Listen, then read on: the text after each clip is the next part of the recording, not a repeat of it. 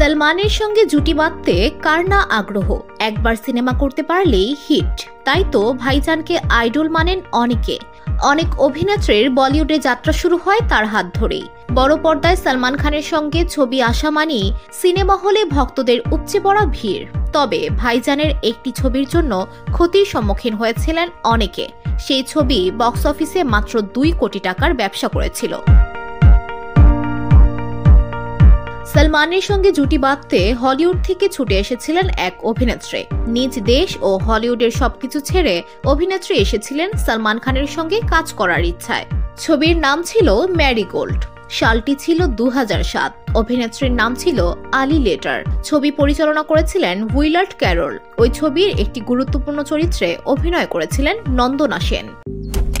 Malaysian প্রযুক্তিতে তৈরি অত্যাধুনিক cleaning machine modern vacuum cleaner যে কোনো ধরনের ধুলো ময়লাকে পরিষ্কার করে ঘরকে করে তুলুন চকচকে ও আকর্ষণীয়। Modem, brand of luxury. ছবির কাহিনী ছিল ম্যারিগোল্ড নামে এক আমেরিকান মেয়ে ছিল ওই ছবির কেন্দ্র। মেয়েটি ছবির শুটিং করতে ভারতে আসেন, কিন্তু ছবির কাজটাই বন্ধ হয়ে যায়। এমন সময় ভারতে কাজ খোঁজা শুরু করেন তিনি। প্রথমে সঙ্গীত নির্ভর একটি ছবিতে কাজ পান। সর্বশেষ এক নাচ প্রশিক্ষকের প্রেমে পড়েন ওই মেয়ে। ম্যারিগোল্ডের সেই চরিত্রে অভিনয় করেছিলেন আলি লেটার। আর নৃত্য প্রশিক্ষক প্রেম রাজপুতের চরিত্রে অভিনয় করেছিলেন সালমান খান। কিন্তু ছবিটি মুখ থুবড়ে পড়েছিল বক্স অফিসে। এদিকে ছবিটি ফ্লপ হওয়ার পরে আমেরিকান পরিচালক উইলার্ড ক্যারল নির্মাতার কাজ ছেড়ে দিয়েছিলেন বলে জানা যায়। বিখ্যাত এই নির্মাতা একসময় playing by heart, Tom's midnight গার্ডেনের মতো সিনেমা তৈরি করেছেন তিনি।